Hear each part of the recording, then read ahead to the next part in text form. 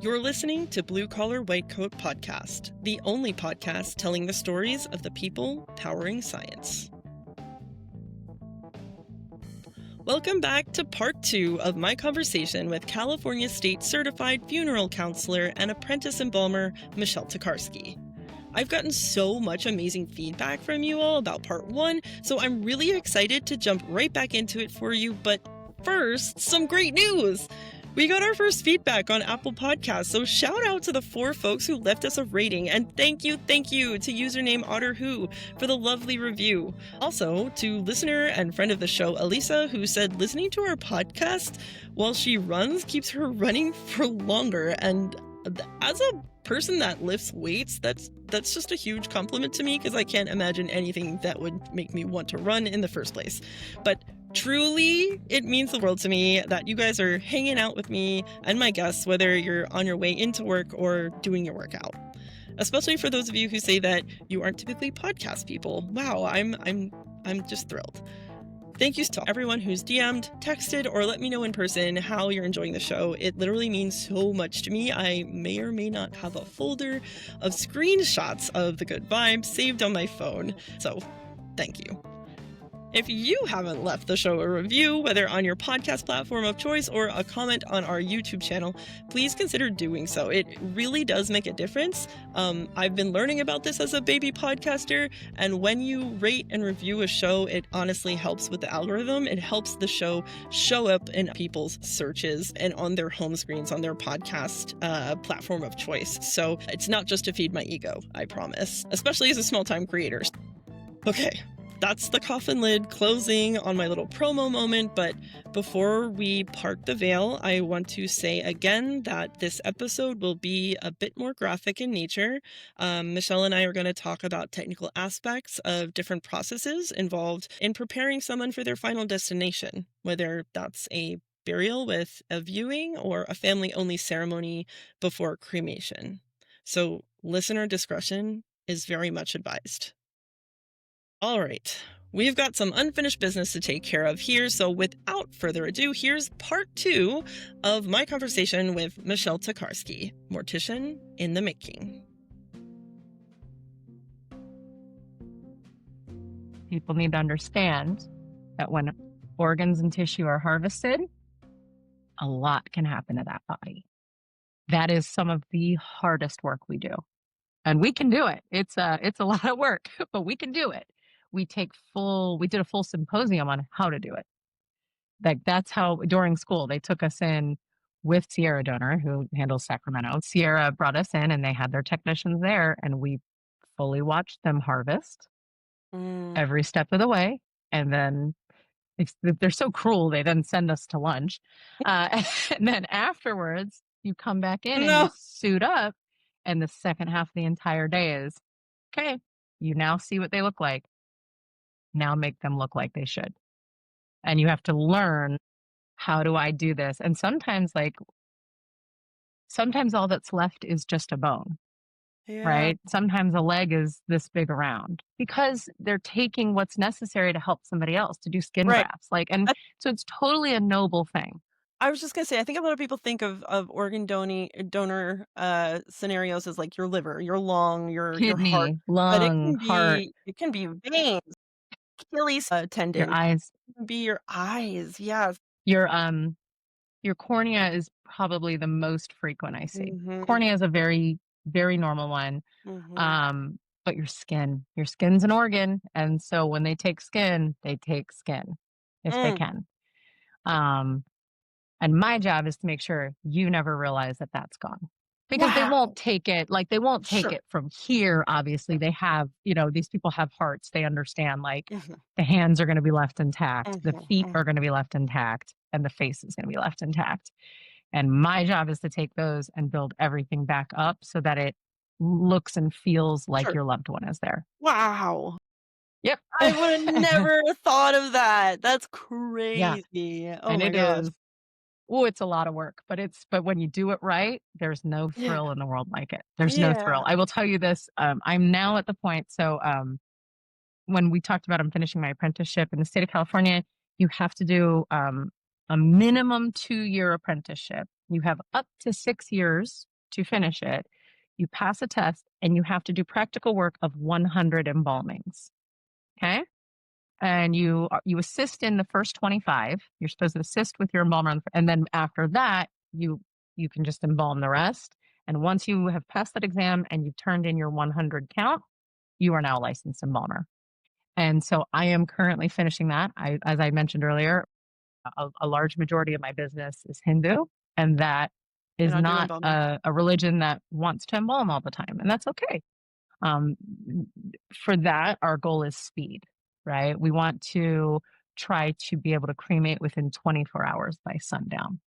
That is what we try to do, and my funeral home can accomplish that. So I am finishing my caseload. It's taken me longer than some people because some people work in a care center, so that's all they're doing is embalming all day.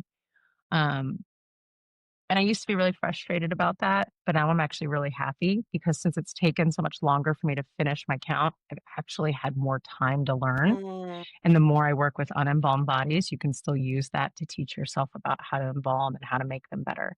mm. Um, and so, I'm now at the point where I did a couple embalmings this past week, and I had one where I've never been more excited for a family to come for the funeral. Like, I am so excited for this person's family to come in because when they came to me, you could see they were sick and that they had been sick for a very long time. And embalming is something that in the past probably 10 years has really come under fire. It has, right? Like Yeah. there's a big contingency of like YouTube specifically that's very like it's bad for the environment, it's just a money scheme. I just realized we didn't actually talk about what the process of embalming is, like what it means to Yeah. be embalmed. And then that's probably a good lead into why some people have beliefs that it's bad. Yes. So as I mentioned earlier, there is a very big contingency of people online who I don't want to say they're anti-embalming, but they are very not positive on embalming, right? People go because they are the people that basically tell people that we're untrustworthy. And these are people who come out and say things like, all they're trying to do is get you to embalm. All they're trying to do is take your money. All they're trying to do is Mm. get you to pay unnecessary things. And if you want anything out of the box, you'll be told you're wrong. That's not true. I do out of the box all the time. Uh, again, are there people who are like that? Sure, of course there are. But in my experience, pretty much every person I've met in death care only wants you to have a good experience. Because here's the other thing, how often are you looking at ads for funeral homes? How often do they come across your screen? They do Yeah. every now and then, depending on what you're watching. Yeah. Our job is word of mouth. Right. You So if don't need to I'm advertise. There's yeah, no if I'm shortage of nefarious, business. yeah. And if I'm nefarious, if I'm just trying to take your money, the community is going to know because you're going to talk. You never want to be that person. Like, I don't want to be that person. I want to be able to sleep at night. That's my thing. I Right. want to be able to go home and Right. know that I did everything in my ability to help somebody and didn't, and like, yes, I do want to be paid fairly for what I do. But, like my job is to make sure that people are taken care of. So I will give you a very brief rundown of Yeah, that's okay. embalming. So briefly, what is considered embalming is the removal and replacement of blood and bodily fluids in a human body, and the replacement using a preservative chemical that will slow the rate of decomposition. It will not make somebody perfect forever. Um, Depending on what they passed from, it will not make a person perfect for more than a few days, depending on what's in their body, right? Because it's all chemical reactions. But that is the very simple idea of what it is. We take out bodily fluid and blood and we replace it with formaldehyde, and we use that to preserve, to disinfect, and to restore features, right? We have other things we use when we do feature restoration that refers to a very specific thing when we say like restoring of features. I mean it in the sense of when we die, gravity takes control of us, right? You're laying down, your face is going to do this. A lot of people, when they see somebody laying in a casket, they'll watch the mouth go. And that's a Mhm. big complaint people have. They go like, they look, their mouth looks really weird. Well, part of what we do is we embalm in ways to try and Mm. push things forward and use things like cotton wraps to like sculpt what we want. And then what happens is when you embalm, once you're, you do all the work, you put in the formaldehyde, whatever else is necessary. After that is when everything sets. Mm. So all the embalming happens, you're working with speed, you're trying to move quickly to get things done, but then you're going to let them sit there. And And that's that's when because the rigor bar mortis is like Nope, rigor mortis is an entirely different thing. Rigor mortis starts roughly at about 3 hours after passing and will mhm, be mhm. done at about roughly 72 hours. Your body goes through rigor. It doesn't stay forever. Immediately, like, right? And rigor is tight. If you've ever dealt with rigor mortis, it is honestly very amazing. It is amazing our bodies can do that because it is a lock that you cannot believe the body is doing. And then, like I said, it just will go out eventually. And then the body becomes loose and pliable. Mm. Now, when it comes to embalming, the earlier the better. Okay, right? The closer to time of death that I can embalm you, the better result I'm going to get. Just for the fact that blood is not settling anymore, you know what I mean? And that your features look correct. And so the reason we're waiting is just the chemical reaction. So once we're done, that's where the sheet that we all think of is placed over them. We use things like massage cream or stone oil. And after we're done, we will oil a person's face or put cream on the face and hands to make sure that nothing dehydrates because we are adding dehydrating chemicals to them.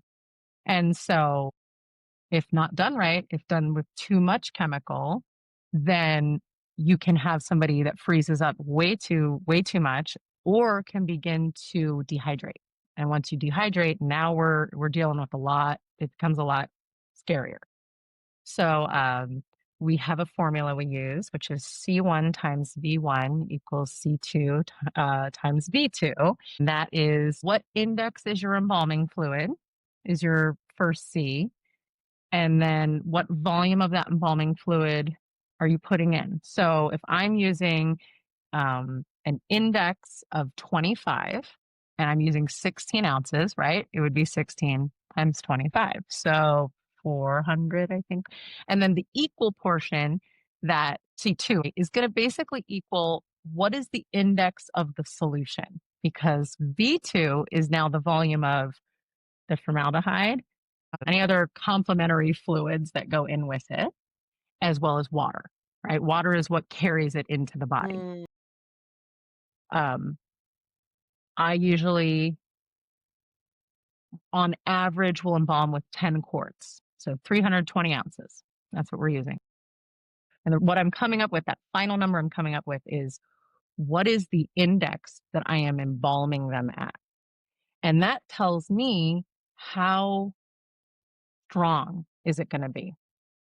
And I need to know that because I need to know how long I'm holding them. Where am I sending them? Because if I'm repatriating your body, how long is that flight going to take? And what are the conditions when you get there? Mm. Um, yeah, and then, but I also want to make sure I don't go too high, because if I go too high of an index, that's where we get dehydration and things can or they can become so stiff that they don't feel right. That's when people touch them and they go, they feel like a mannequin and I don't like it. And of course, that's another difference of what type of fluid you're using, right? They do firm up, but they still feel soft. They still feel like a person. When you touch their hand, it doesn't feel almost plasticized, right? Got it. It feels Or instead wax like or someone you something. love. Yeah. Well, wax is something we actually use Mm, if yeah. you have to. That's what you use to rebuild. Yes. And I so, feel like I did know that somehow, but yeah, and I try not to. Hopefully, like my goal is to not have to do that. If I don't have to add in anything fake, I won't. Because we don't. People know, right? Like even no, mhm. even if you're the most amazing sculptor, people know because Mm. that loved one in there. You know every inch of them. You know everything. So that's why we keep them there. We let them kind of freeze a little into position. So once we've embalmed and we've injected everything, we're going to pose the body exactly the way we want it. Make sure the hands are bent and sitting in a nice way. I'll usually take a soft cloth and wrap the hands so that the fingers don't do this. Because if the fingers Mm, freeze like this, how do you close them? mm, And then, like, right, if your hands now close like this, how weird does that look? So instead, my hands, I want to do this so that if I'm showing off your wedding ring, and that's sitting, and I also don't want to. You're not going to lay like this, like we yeah. think of like Wednesday Addams.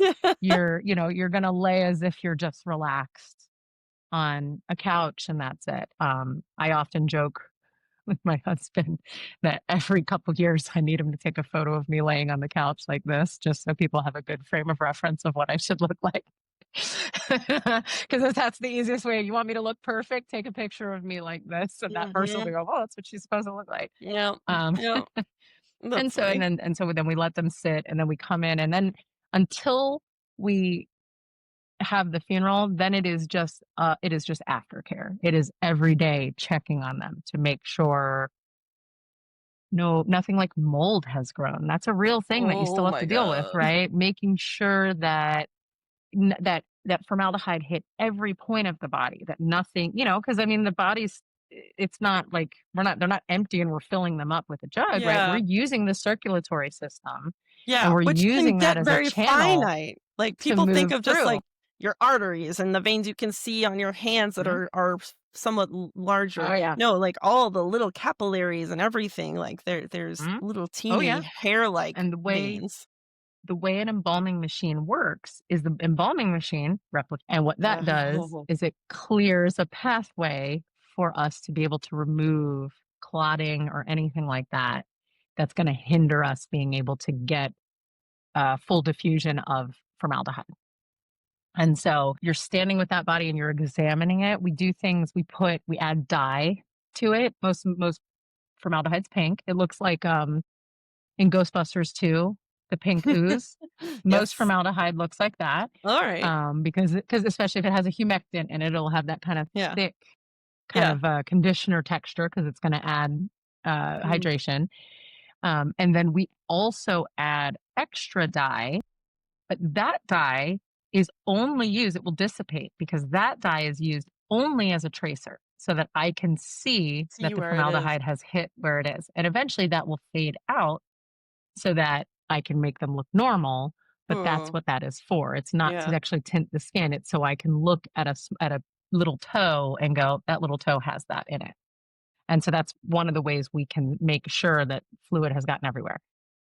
After arterial embalming, we also have cavity embalming, and that's what we're using. We're then using that same thing going in, and we're spreading that chemical inside just to make sure. Because this area, right, your stomach, your chest, your trunk, that's the one that's going to decomp the most. That's where most of your Mhm. organs are, right? That's where your Mhm. bacteria is, your Mhm. stomach, your intestines, all that. So we have to go in and we have to treat that to say, hey, no, no, no, no, no, no. We don't want skin turning green. We don't want anything happening here. Our job is to freeze everything for as much as we can. So edema is something we deal with a lot because edema doesn't just look bad. It also It's just fluid retention, basically. it's fluid, Yeah. yeah, fluid retention. Thank you. And it will compromise the skin.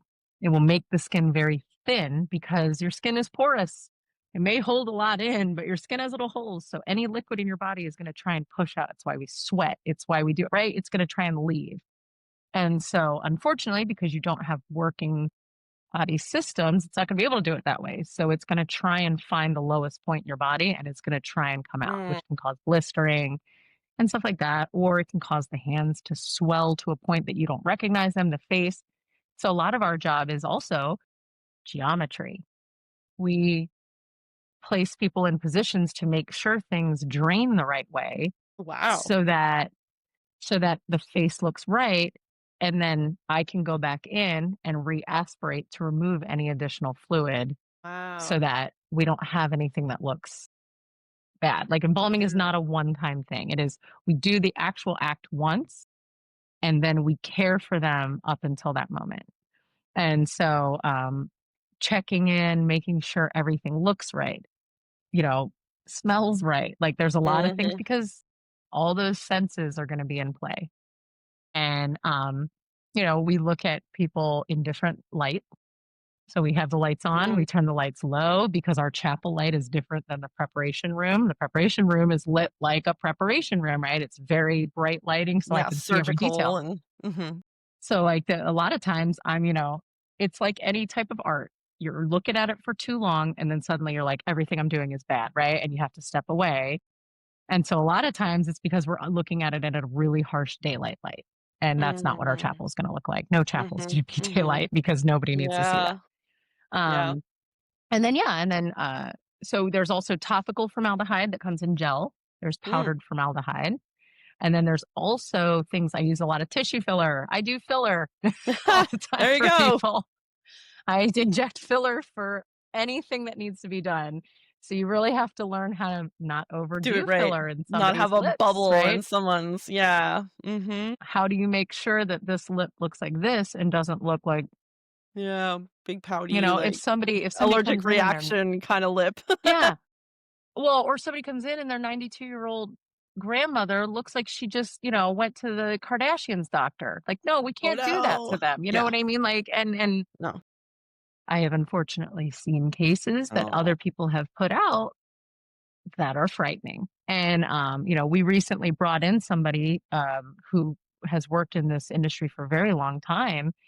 And the number one thing she said to me that absolutely broke my heart, but also made me feel really good was she came to me and said, I can't believe the people you put out because they Mm. look, I have no fear. She goes, I used to be afraid of what my families were going to see day of. And she's like, and now the two of you, I don't worry about that, which is really nice. Well, And that's a yes, I am great tooting my own compliment. horn, Yeah, hey, heck but I yeah. feel really good about that. Yes. Uh, and so We are it's pro just a horn lot of tooting attention to on this detail. show.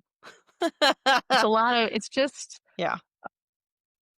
And intuition it's a lot and of, good, like, just, like, instincts, like, you have to be a people person to the point, like, when we're at the dog park talking or whatever, like, someone like you is noticing, like, the way someone the corner of their mouth might twitch or mhm, when they smile or whatever, like and that's not something you consciously do, you're an artist, you're a visual person, yeah, whatever, so that really comes in handy when you are trying to literally reconstruct someone's loved one for their last look. 100%.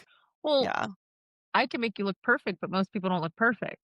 So if I'm going to put filler in, I need to make sure you still have your lines. If I don't have these Mhm. lines Mhm. right here, if you don't see these, if something happens to me and my husband comes in and doesn't see these lines, Mhm. or like even a crow's foot, I'm no longer the woman that he knew. You know what I Mm-mm. mean? And Mm-mm. so therefore, it's really important. This is why take those photos, take as many photos as you can, even if they're bad photos, even if they're ugly, candid photos, they are the most helpful photos we can have because we can see how the structures of the face look. Because otherwise, we're just going off intuition and trying, we're trying to Mhm. figure it out. And so, it's just a lot of attention to detail. It is intuition. And it's just humanity. I think it's humanity. It's stepping back and going, if this was my loved one, how would I want them to look? And, you know, the embalmer I work with, he's great at what he does. I trust no one more than him because he doesn't just have the talent, he has the respect. Because we don't just embalm, we do haircuts. I do full sets of nails if I need to. If you've got acrylic nails that need to be filled, good thing I know how to do a set of acrylics because I used to do my own. You know what I mean?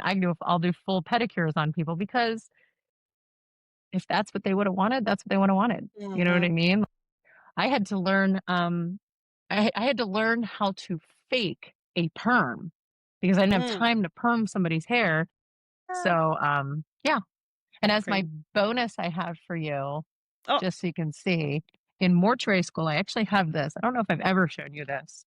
So one of your final projects you have to do is you have to oh, resculpt a human head. oh, there And she so is. Wow, look at you that. actually have to go through with wax, it's full wax, and you sculpt all their parts. Oh My my wax fell apart because I goodness. was too rough on it. And you do things like focusing on, it's hard to see on here, but individually she has pores that I did with needles. So she has actual pores that have been done in a stippling motion because your Give skin is her not smooth. give her a good Hmm. center of the camera just in case this decides to film it for oh my gosh. So That and yeah, you sculpted that from scratch. from scratch. The only thing under here is this is just a skull at the base. It's like a You have to start with that, so not silicone. Yeah, it's just a skull, and then you take hard modeling wax. And if you'll notice, there's no symmetry because the human body is not symmetrical. So right? it's doing things Is like the little learning collapsed how nostril and the labial nasal fold falls. Look at how the lip moves. It's studying wow. photos that, like, you may want to overdraw somebody's lip so it looks perfect, but if she never wore her lip that way, then how Wow. would you know? It's adhering false lashes so that they sit properly. It's Yeah. styling a wig so that it can lay nicely, Gorgeous. or styling human hair so it can lay nicely Mhm. while they're laying down. Yeah. And just to And be if you want clear, to be, this uh this head lives in your guest yes, room? yeah, my Okay. guest room slash Just office. making sure.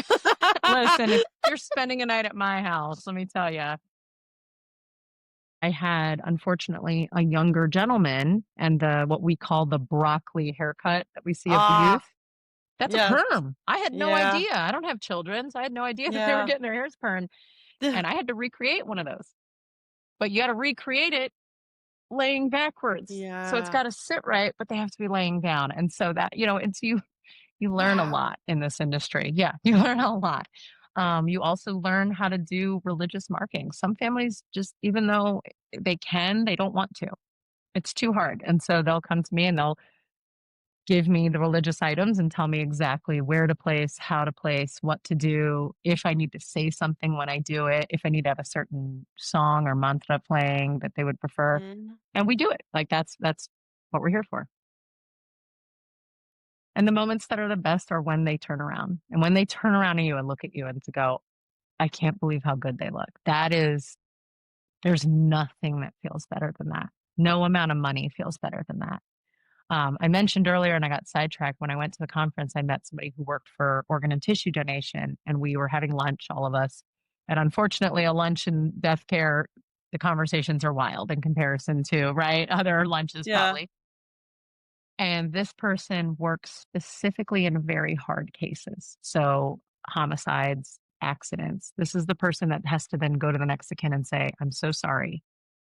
Are you willing to donate their organ and tissue? So, Mm. this is a person, it's really hard.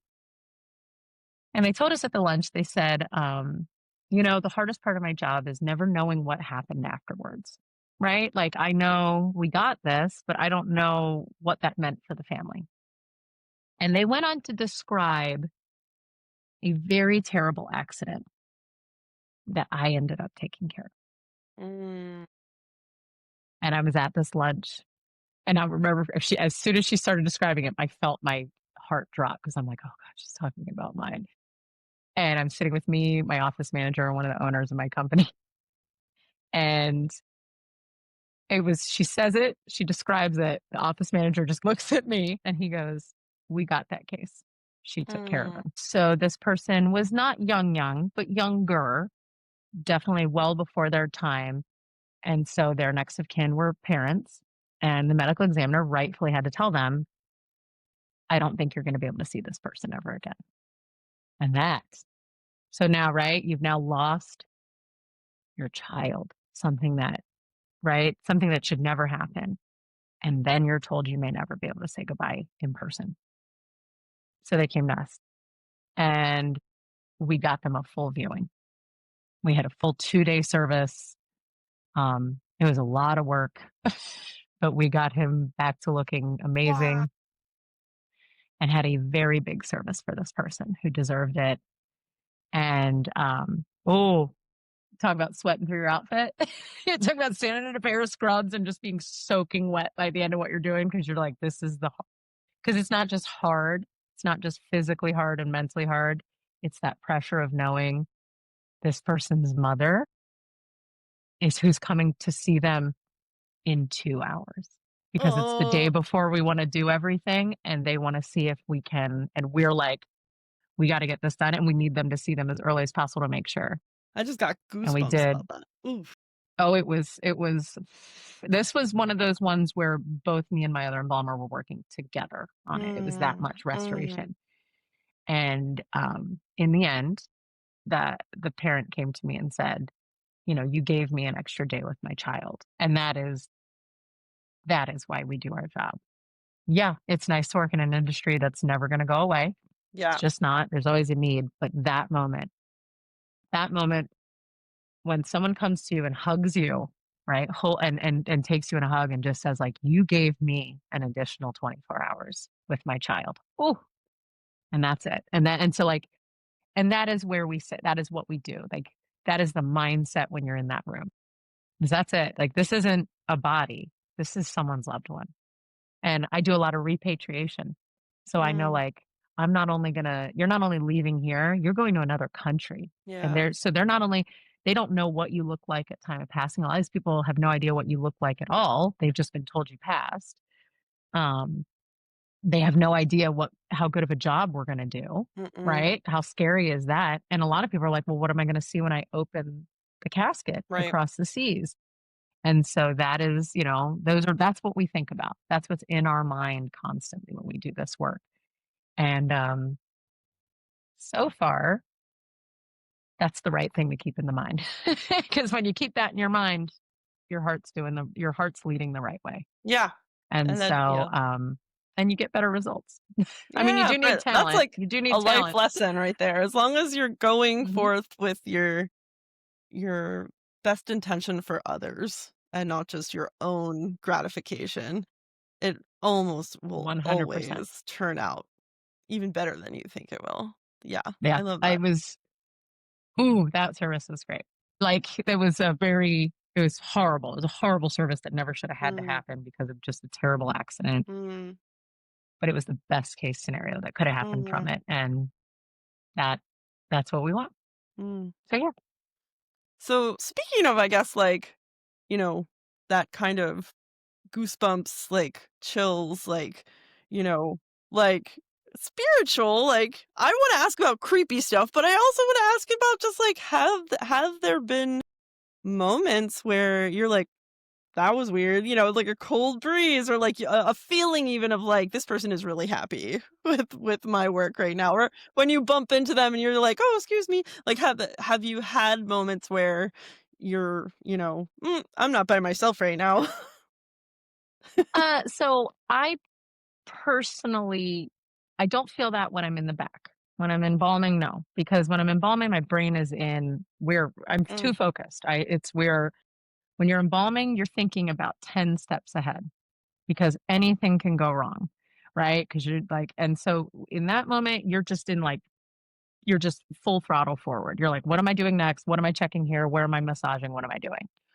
Um, I think it's impossible for it not to feel creepy if you are alone in a funeral home by yourself at night. It just right. is. Fair. So when I do things like vigils and I'm there at 8 or 9 p.m. locked in a funeral home vacuuming, sure, you can feel a little bit of like the willies every now and then. I would argue that that's more I'm afraid of somebody coming in the building versus any spirits there. A lot of Oh, people ask me, right? That's yeah, a question that happens all the time. Like, yeah, do you feel like the spirits are haunting and I say, absolutely not. They don't have any reason to haunt me. All no. I did was give them the best send off I could. I'm like, there's a ghost, it's not here. I was like, because this is just a transitional place for them to leave, to go Right? through and get them to where they Yeah. go. This is the airport. Exactly. Yeah, yeah, yeah. This is a depot. We're moving through. Yeah. I have coworkers who will tell you that they feel things now, and also I think it depends on where you are spiritually, right? Like Mm, mm, I am much more on the agnostic to scientific side in that, where I go like, nope, I believe in. I describe it as I describe it as scientific reincarnation is what I believe in.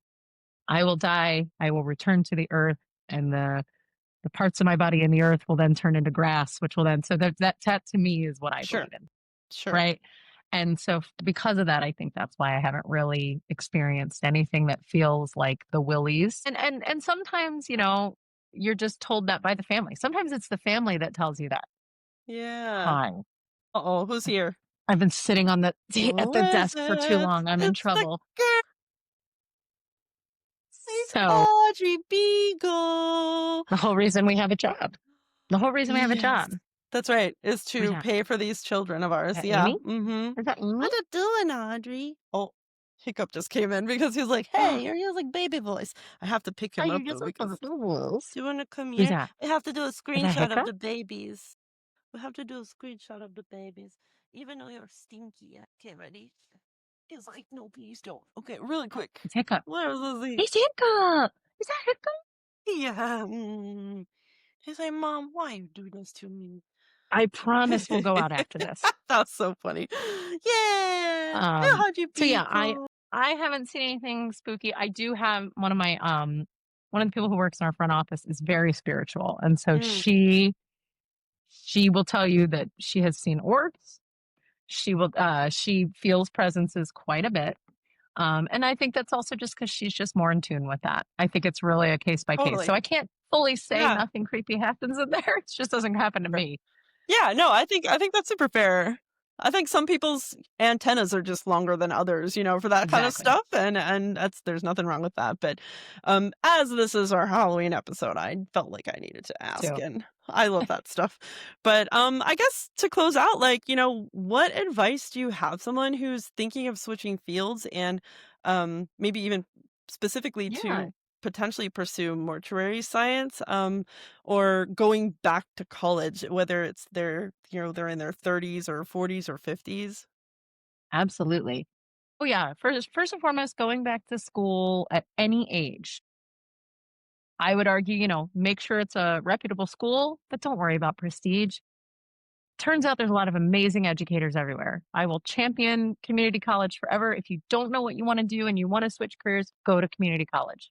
Just go get your gen eds done and take as many low cost classes as you can because that will guide you in the right way. That you will discover what you want to do if you are taking those classes. Absolutely. Um, as far as joining the funeral industry or death care, a fun fact of this is most people who work in death care, it is their third career. A lot of us don't join this industry until we're about our 30s to 40s, unless you were raised in it. So, like the owners of my company, they've been working at that funeral home since they were 12. They're the third Wow. generation of a family. So they were sweeping with a dustpan in the parking Your lot at 12 years life is old. death.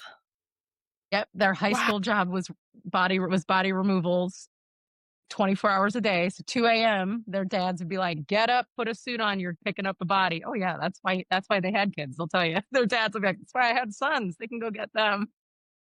Oh my gosh. That's really And funny. I'm really lucky because not only have they grown up in this industry and are very well versed in it because of it, they have zero want to hold that information. All they want to do is teach it out. All they want to do is build up the next generation.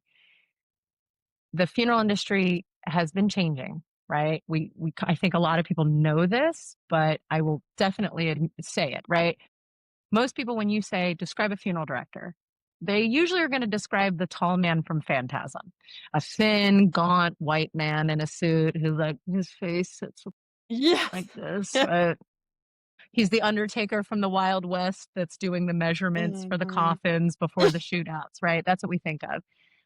Well, traditionally, historically, death care was a women's job. It was a woman's job Mm. because it's caregiving. Historically, men dug the graves, women cared for the bodies.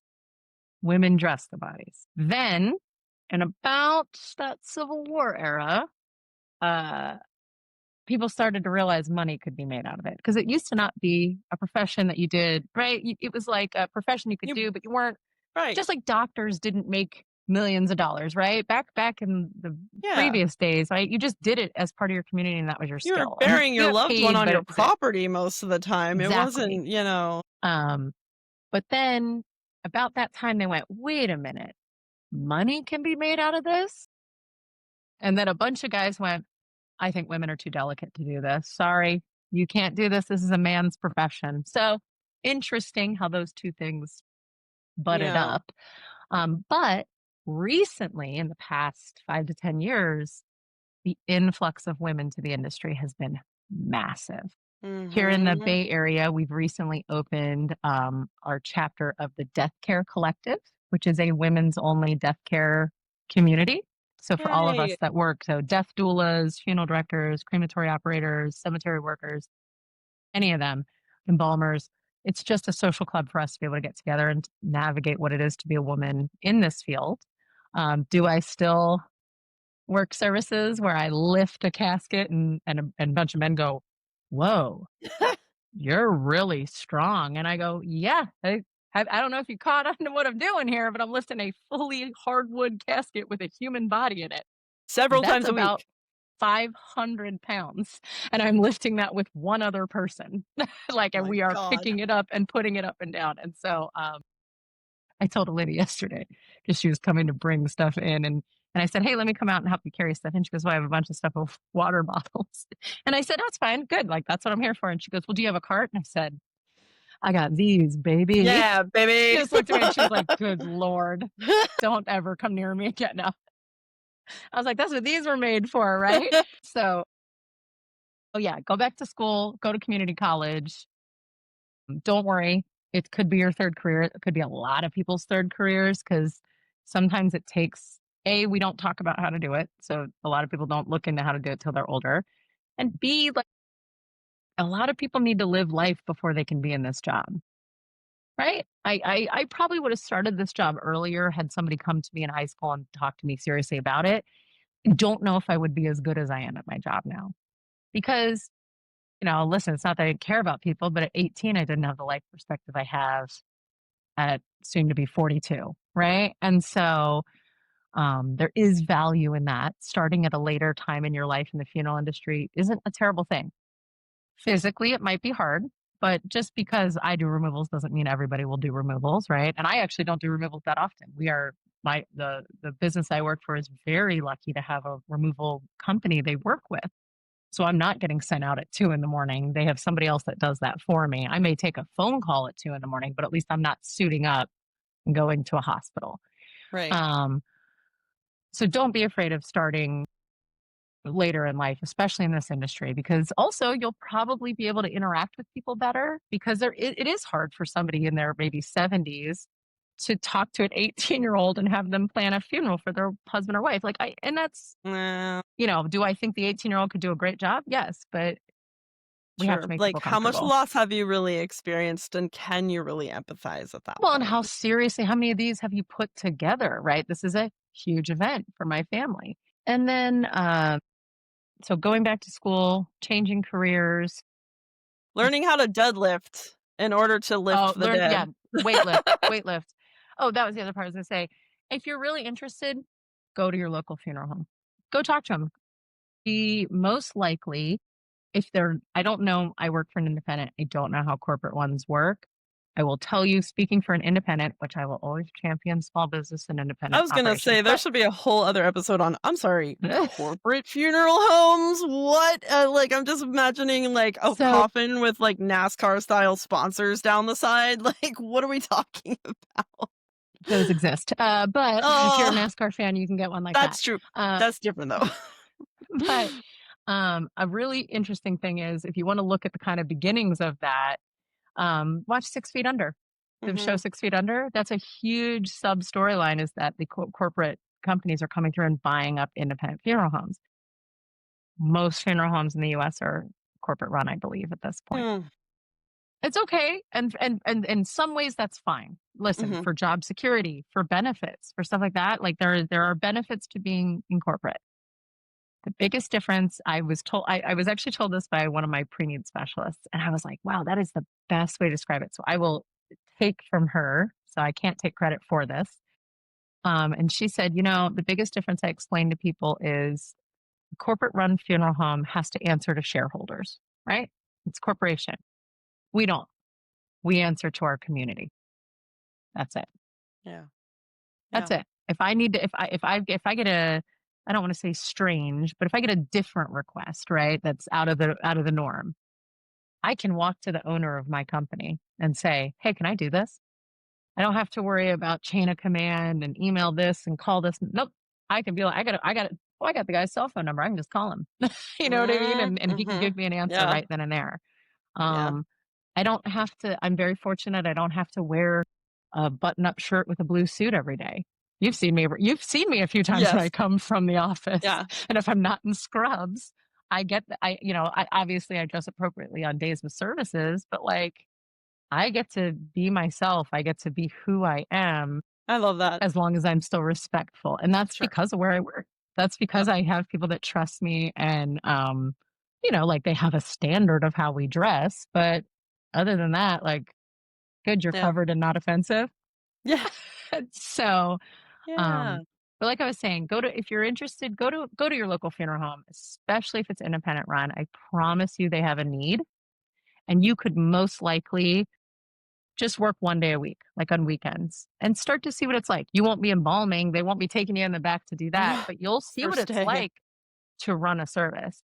Chances are you'll just be standing there greeting people and taking them where they need to be or ushering people, but that's a huge part of what we do. Um, so just go in and ask questions. Like that's the best thing you can do. You know what I mean? And especially if you've never experienced death personally. There's people that have never experienced death and they still want to work in the industry. Yeah. If you don't have that experience, go seek it out in this that sounded rad. Seek it out in the sense of like go there and be around it so that you understand what Yeah. people are going through and what the Immerse temperature yourself. of the area is. Mm-hmm. That Wow. would be my number one advice. And just be open. If you're a person who never thought they would be doing a science adjacent She job, says, pointing wildly to herself. if they're a person who passed high school chemistry with a D because the teacher didn't want to see them again, Hint, hint. um, who maybe stole magnesium out of the lab and lit it on fire because it looked cool. Anyway, if you're that person, um, Hmm. just believe in yourself that it could be something you can do. Because that was a big stumbling for me. Was I was like, can I even do the science that's necessary for this? You totally can. You totally can. If you want to do it, you'll be able to do it. That's I was the gonna thing. If you say, want to know how, you'll be able to. And yeah. so, There's a difference in go in and science learn. you have to do, science, oh, I Yes. gotta take this chem class to get my credits and whatever, and science that is a stepping stone to something you really believe in and you really want to do. You'd be amazed Or will the how much easier it is, and especially as a grown up, especially going back when you have full function of your frontal lobe. or like science classes that will potentially save your life. That That's part. my science classes. That Also, if part. you want to be in the funeral industry, don't be afraid of vaccines. I'm going to tell you Mhm. that right now. Uh, one of the requirements of my school was I had to have full vaccines because you're dealing with hepatitis. You're dealing with a lot of really frightening things. So my controversial topic for you is so when during that time when everybody was all heightened about vaccines and oh they're so scary and they're moving too fast, I had someone in my family who was very bought into that, and we had a conversation, and I told them, I said, I've had about 12 to 14 vaccines this year, right? And they went, what? And I was like, well, we didn't have records as to whether or not I had them. Like we didn't know. I had no records as to whether or not I got them as a kid, so I had to get everything. I had to have full panels redone, TB, TDAPs, all of it. And I was like, and I'm here. I'm fine. I never had anything. Like, I'm good. So I was like, there's a lot of really smart people who've worked really hard to keep our lives long Yes. and good and healthy. Yes. And yes, there are horrible corporations who've bought into that science and try to use it to take our money, but the amount of people I know in the science industry who aren't that, they just want the world to be a better place. So if you want to be in the funeral industry, you got to accept, well, most of them. Listen, I'm sure there's probably a non-vax funeral home somewhere. I'm not working at it. But, I would just simply say, be comfortable with it. There is a certain amount of trust you're going to have to put into other scientists, into doctors, into nurses. Nurses are going to be your best friends because that's who you're dealing with all the time. Um, and just, I be prepared to know everything. Be Yeah. prepared to know everything. And Yeah, a if you little bit of don't everything. Yeah, and if you don't, like, one benefit I really had coming into this was that I worked at Apple Retail. And one thing Apple Retail taught me how to do when I was there was how to not lie, how to admit to people I didn't know something, but that I was willing to learn it for them. Exactly. And we called it, I don't, the phrase is, I don't know, let's find out together. I don't say that specific line to people, but looking at somebody and saying, you know what, I don't have that answer, but I'm going to have that answer to you by the end of today. So just give me just a minute. I'm going to, like go home. Don't wait for me here. I'm going to make phone calls and I'm going to find out that answer and I will call you or email you later today and have it for you. That's it. Um, I think that's like the best, like, I think that's such a good representation of what a good scientist, what the scientists you don't hear enough about with, RFK yes, Jr. and even movies where the scientists are super geniuses that are trying to take over the world, or these companies like you talked about, the big pharma and whatever. Like, at the end of the day, the human beings doing this science are saying things like, you know what, I don't know what the answer is to that, I'm going to figure it out now. let's And find it's out. not this static, like, "Oh, I already learned that, so I don't need to learn about it again." Like, no, it may have changed, things are evolving, and we don't know everything, and that's what science is. It's a Yes, pursuit of yes. learning as much as you can about any given topic. So, I love that. That's a great way to put And it. yeah, just be open to learning. If you live in a diverse region, be open to learning all of that. Don't close yourself off. I've been now able to experience so much that I never experienced in my life before because they weren't like demographics that were near me. And I am a better person because of it.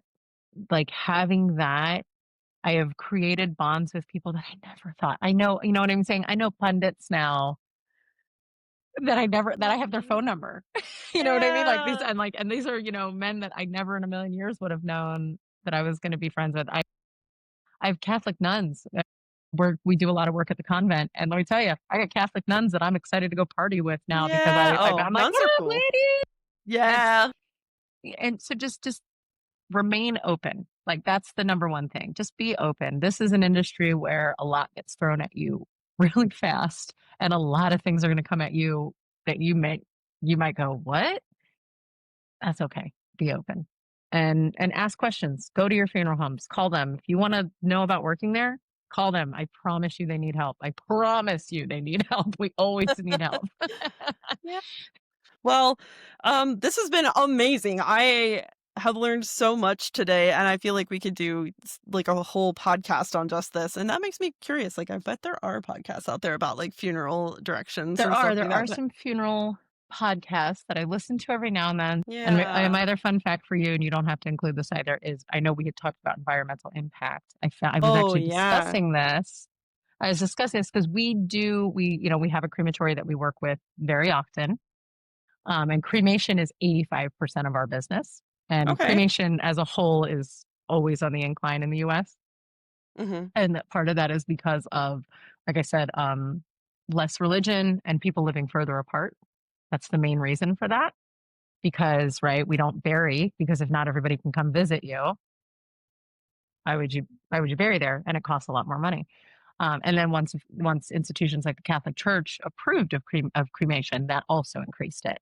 So I asked Yeah. him, I said, I'm like, what what kind of particulates are we, like issues and stuff? Because he's been through all that. And a very fun fact he told me is our crematory that we use has 5 retorts. The retorts are the word we use for the chamber. A retort is the cremation unit. We have 5 retorts, and they are governed by the same people that deal with our air quality. Um, and as far as particulates in the air, our 5 retorts produce less air particulates than a charbroil grill at Burger King. Oh my God. The Mhm. comparison is And they are killing me. But that, governed far stronger.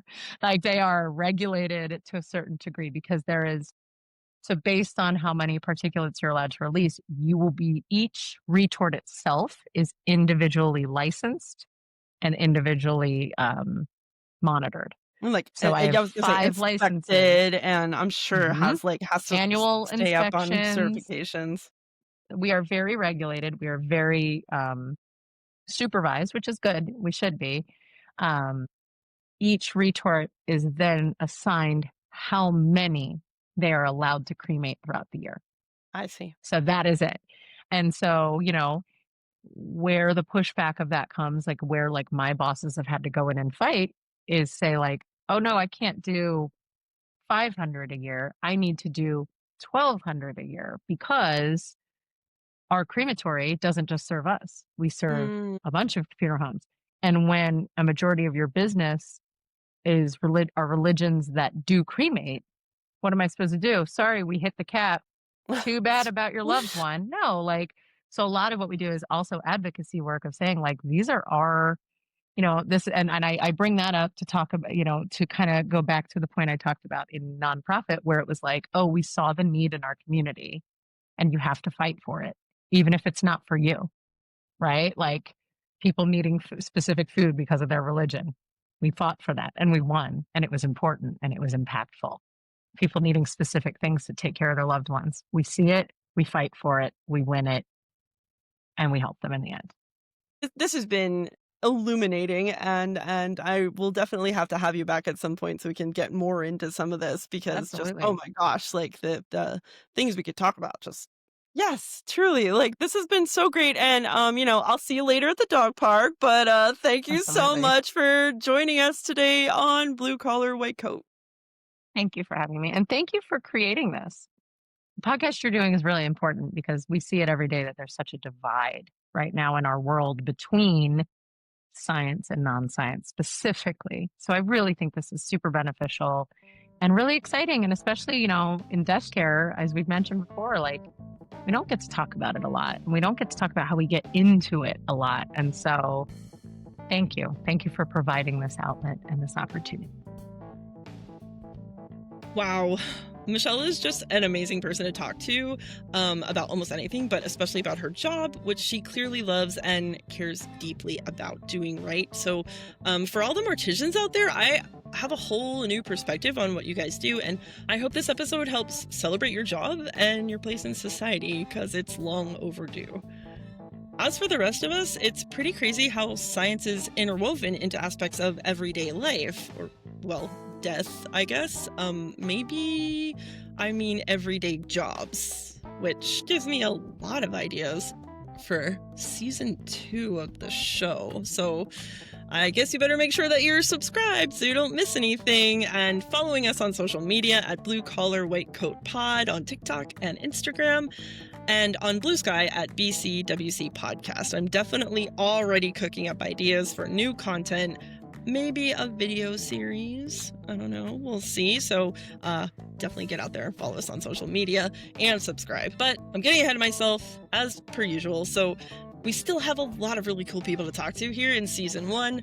Starting next week with my friend and fellow ocean lover, Robin Garcia. It's her whole job to teach scientists how to talk about their work with non-experts. Everyone from kindergartners to congresspeople. So if you've ever wondered how congresspeople, who are usually not scientists themselves, know enough to vote on whether or not something science-related research gets funded, basically, it comes down to the scientists and science policy advocates who do the best job relating their science to Congress. Sometimes that's by way of presentation, sometimes that's by way of testimony, sometimes that's by way of one-pager that sits on their desks. Congress people are crazy busy, so the science has to get compacted into super short form, easy to understand formats. And the person that teaches those people, those scientists, those science policy advocates, how to do that are people like Robin. So tune in next week to find out how she got into the field of marine biology and then worked her way into working for a company like Compass Science Communication that works to protect the nation's wet and wild places. As always, thank you for listening to Blue Collar White Coat, and remember, RIP, Reviews Improve Podcasts. I'm gonna have to figure out an ocean-themed acronym to bother you guys with next episode, so I'm gonna wade in on that. And until next time, keep your safety glasses on and your mind open. That was a mess, but we're good. We're good.